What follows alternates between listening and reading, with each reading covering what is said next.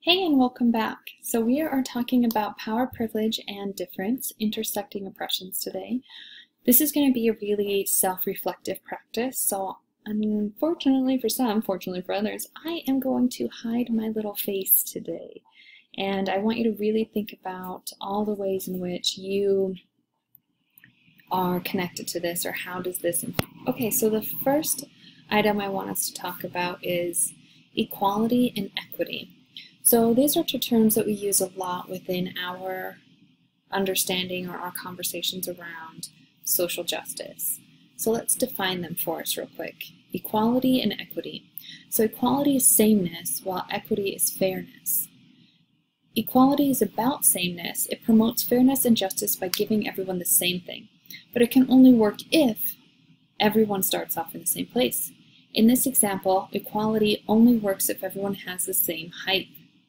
Right? So we have one tall individual, one medium-sized individual, and one short-sized individual. And so they're all trying to see the baseball game or whatever sports things happen in there. And each of them has the same size box. So it looks like the very tall person and the medium-sized person, they can see things are doing well, but the short person, how's that going for him? Not too great. So then we have equity equals fairness, even though I don't particularly enjoy the term fair, and I think it is highly problematic, but we'll just run with it for this particular exercise. So equity is about fairness in that it is about making sure people get access to the same opportunities. Sometimes our differences and or history can create barriers to participation, so we must first ensure equity before we can enjoy equality. So when we see this, we can understand that the tall person doesn't need a box, right? They're tall, they can see it. The medium-sized person, always chill. The entire time they needed a box, they got a box, things are great. But now the short-sized person has both boxes, and now they can see. So now everyone can see and everyone's chill. So the way that we see equity and equality, let's think about our education system. Everyone has equal access to education. Sure, everyone has access potentially to utilize public schools, but that doesn't necessarily mean that the quality of education everywhere is the same. It doesn't mean that everyone has the transportation to get to an educational space. It doesn't mean that everyone has the resources they need to get to this educational space and succeed. It doesn't mean that everyone has the time needed outside of the classroom to do the homework for this educational space and success. So I want you to think back on your own life journey. Think about some ways in which equity was applied to your life, be it as assistance to you or assistance to someone where you were the one that was privileged. So either if you were in the position of the tall person or if you were in the position of the shorter person. Think about your own life journey, and I want this to be a self-reflective practice, so I'm not going to put this on D2L. I want it to be self-reflective. So the trouble we're in. The trouble is rooted in a legacy we all inherited. It belongs to us, but it isn't our fault. Creating a dichotomy of power and privilege, right? So let's first look at those first two statements. Trouble is rooted in a legacy we all inherit. So let's think about our history, right? In the United States, our country has been established for less than 300 years. So in reality, think about how many generations that is and how throughout that history, a lot of stuff has gone down, right? So within this legacy, we have inherited it even if it's not our fault, right? It belongs to us because we continue to participate in this thing called society, right? We participate in these large systems like education, like government, like religion. We participate in them. And so it belongs to us, but it isn't our fault. And we need to start moving out of this conversation in regards to fault of who created the system. We need to look at who's continuing to participate and in what ways, right? Like the song, "We Didn't Start the Fire," right? We didn't start it, but it is definitely ours to own.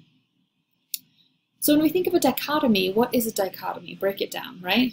A dichotomy is a division or contrast between two things that are or are represented as being opposed or entirely different. So either they actually are or they are represented as being entirely different. So we have a dichotomy of, let's say, Black Lives Matter and All Lives Matter. They are put in a position where they are supposedly being opposed to each other. But in reality, Black Lives Matter isn't saying that no one else's lives matter. It's saying that, yeah, all lives matter, that's great, but we need to look at what's currently going on within the Black community and enact it upon the Black community so that we have the equitable rights as all other bodies in the US, right? This is happening in Indigenous populations, this is happening in Latino populations.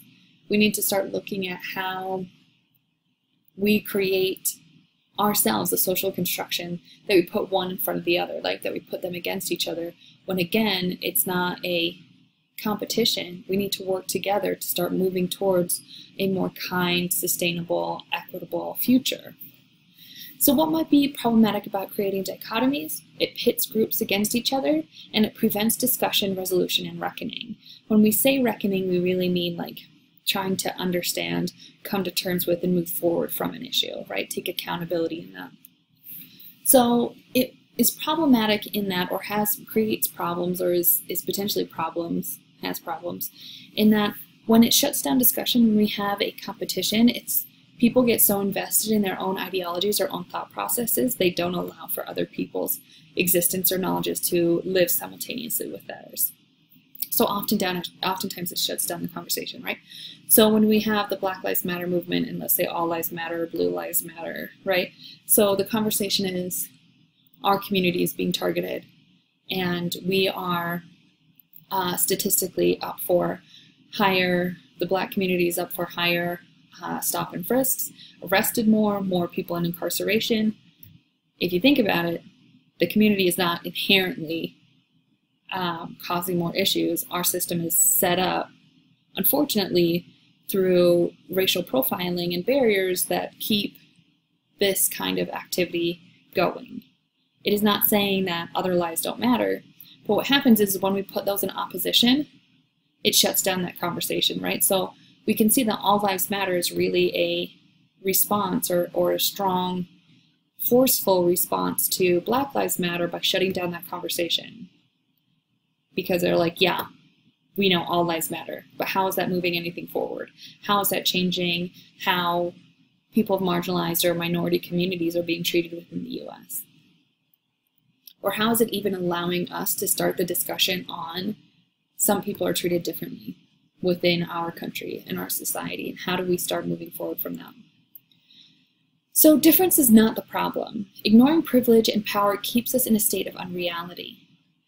So what might be problematic or have issues about the assumption that people are naturally afraid of what they don't know or don't understand? It is something that we love to hold on to, but it is entirely inaccurate. It's not that we are afraid of what we don't know. We try new things all the time. We try new situations, we meet new people, we try new foods. It's not that we're afraid of what we don't know. The problem is that we are afraid of our ideas about what we don't know. And those ideas are influenced and constructed around those cultural scripts about what we tell, the stories we tell each other. So we are socialized into these ideas, and what socially constructed systems influence the way that we come to know. Again, what agents of socialization influence the way we come to know these things. So I want you to think about a current event that you have in regards to this, and think about, okay, how am I socialized, or how did I come to know about this issue before I even read this current event, why I even chose it, right? And in what ways have I been taught to know about this issue? So we're not going to break into table groups, but we are going to look at the diversity wheel. Again, table groups is going to automatically mean discussion groups. So I'm going to have you look at this table wheel, do the activity. This is the activity that's also in the reading. How do you feel when you reflected on this exercise? Did this change your life dramatically? How might our impressions influence how we treat others and how others treat us? How does this support the default or mythical norm? So again, the default or mythical norm is that it's mythical, right? So it doesn't exist, but that we have a normal human in society and who that is, right? And oftentimes it gets defaulted to the straight, cisgender, white, affluent male, that like that's the normal and everything else is measured from that point of reference.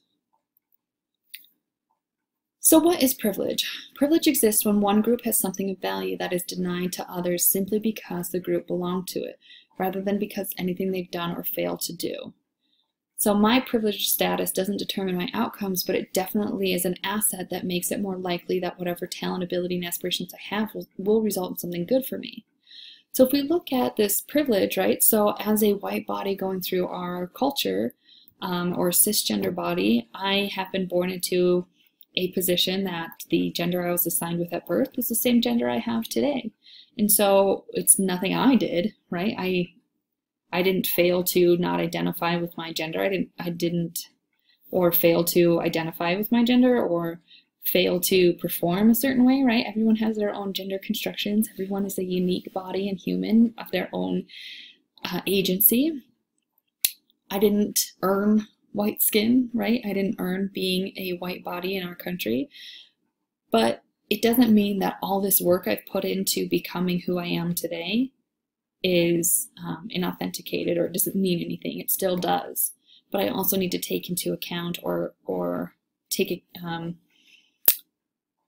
be more conscious that the fact that I can perform of an affluent and speak of an affluent language, I have white skin, I am cisgender body, that I have these privileges that help to open doors where other doors would have been shut, right? And it makes it more likely that whatever I got, people are going to see it.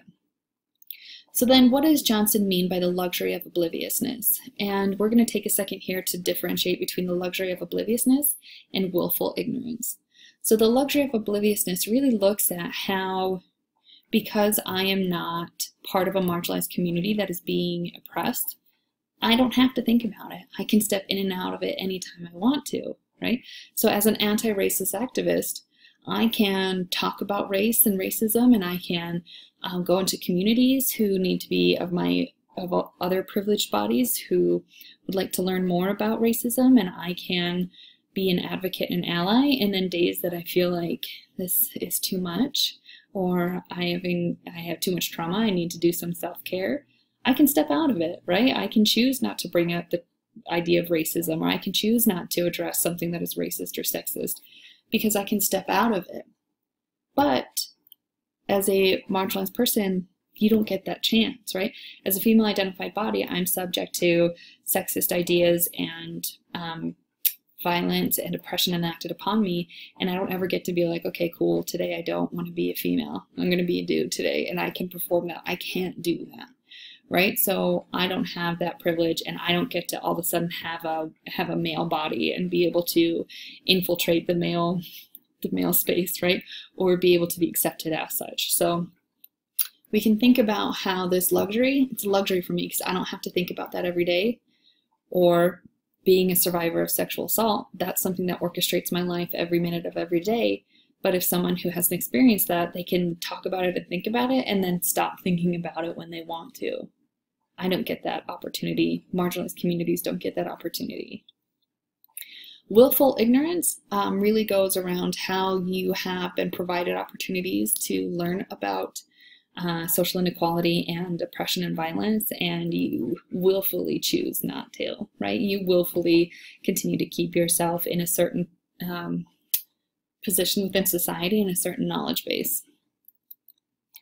So there's types of power and privilege. There's unearned entitlements, things that all people should have, right? So going back to the Declaration of Human Rights, we have education, we have housing, we have healthcare, we have safety. Unearned advantages, which gives dominant groups a competitive edge, and conferred dominance, which gives one group power over the other. So we look at unearned advantages like, as a white student, I am often assumed that I am smarter than marginalized communities or people of color, but as a female identified student, I'm often assumed that I'm not very smart, and that I am not as smart as my male counterparts, that I am emotional, and that I am impulsive, and that I am a bad driver, all these things, right? So we see these cultural scripts reinforce dominant ideas and gives other people competitive edges, while giving one group power over the other, we see that political systems, right? The police force has power over another group, teachers have power over students. We can see how these certain people have power over the other because they can dictate and organize each other's lives. All right, that's it for now.